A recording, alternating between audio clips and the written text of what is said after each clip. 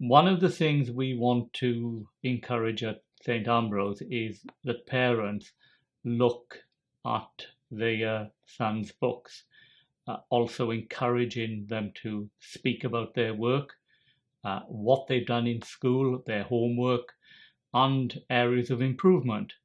We acknowledge that it is you who knows your son best. And although you may not feel confident in helping your son to improve his work in some subjects, you were certainly well placed to comment on your son's effort, his presentation, and his response, whether he's acted on these suggestions and the questions which his teachers will be putting into his books. In art, I think if parents can look through sketchbooks and discuss the work for 5 minutes, perhaps once a month, then that would be wonderful. Whereas I am going to ask you to comment on the work perhaps a couple of times a year. And this is the first occasion when we shall do this. So boys have come in. They've done a homework task, which is a fruit drawing. The average mark when a boy comes in is about 5.5, 5 or 5.5, and we would hope that boys are going to improve on that during the year.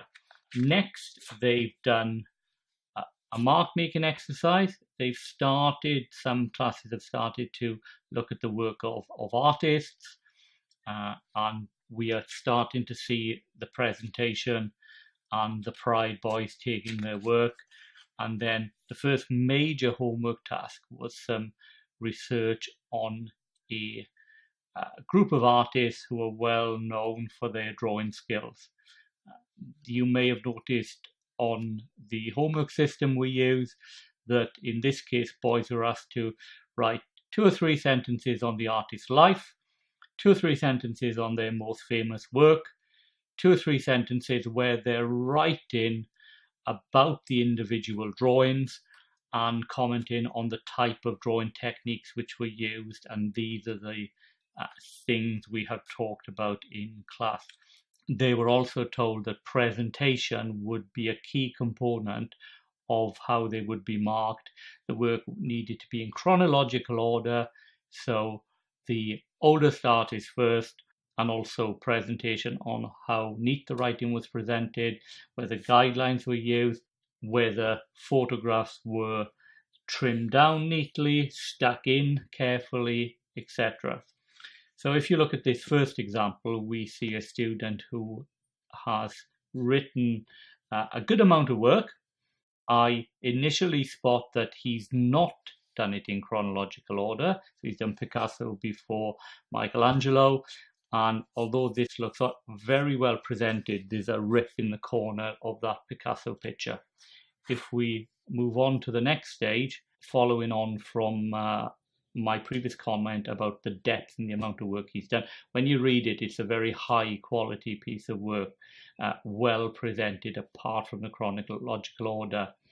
I think really I've given him a 9 out of 10, and if he hadn't have made these few little mistakes, slightly badly presented here on the chronological order, he might have got 10. He might have even got 11 out of 10. So we do go above the maximum mark when a boy's effort deserves that. And now he's gone on to doing his can drawing. If we just look at another example, little more quirky presentation, some headings, but again, a strong showing from this student. Slightly different approach. This student obviously hasn't written quite as much. Again, it's still very well presented, but I'm reading through the comments and he's not described the drawing techniques. He's told me about the artist, he's told me about their most famous work, but he hasn't mentioned anything about how these pictures were drawn. So he's dropped approximately 30% of the marks because that third task was 30% of the homework. We have another example here of This is an interesting one because it starts off very neat. There's guidelines, is well presented, and by the time the student gets to here, he stopped using guidelines. It's obviously appears that he started to rush it. Pictures are stuck in at an angle. He's folded that and squashed that in there. That again should have been tilted 90 degrees. So presentation is a real concern with this student. Particularly, has he used his time effectively? Has he done it? We will look at one last candidate again. When I read this piece of work, there isn't a huge amount of detail there. Presentation looks like it's very quickly written, no guidelines, rips in the corner of pictures. I can get my hand under quite a few of the pictures where they haven't been stuck down properly. And there's a few spelling mistakes, and he gets a much lower mark. The average boy in St Ambrose College would be achieving approximately 7.5, 7 out of 10 perhaps.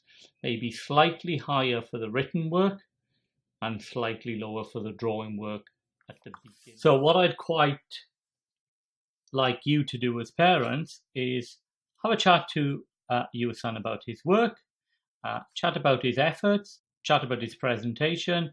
You've noticed that I would have ticked some of these if I have concerns. If I have concerns about whether he concentrates in class well, the quality of his presentation, whether the work is completed. We put quite detailed instructions on Milk on whether he's completed the homework task as it is set. But as I said, you know your son's best, so you will be best placed to think whether you think their effort is outstanding and their presentation, or whether you think you would class it as good, or whether you would class it as poor, or somewhere in between. And once you've done that, you can perhaps discuss ways in which you might expect him to improve and then sign it. And as I said, I would ask you to do this later on in the year, just to see if standards have been maintained and improved upon.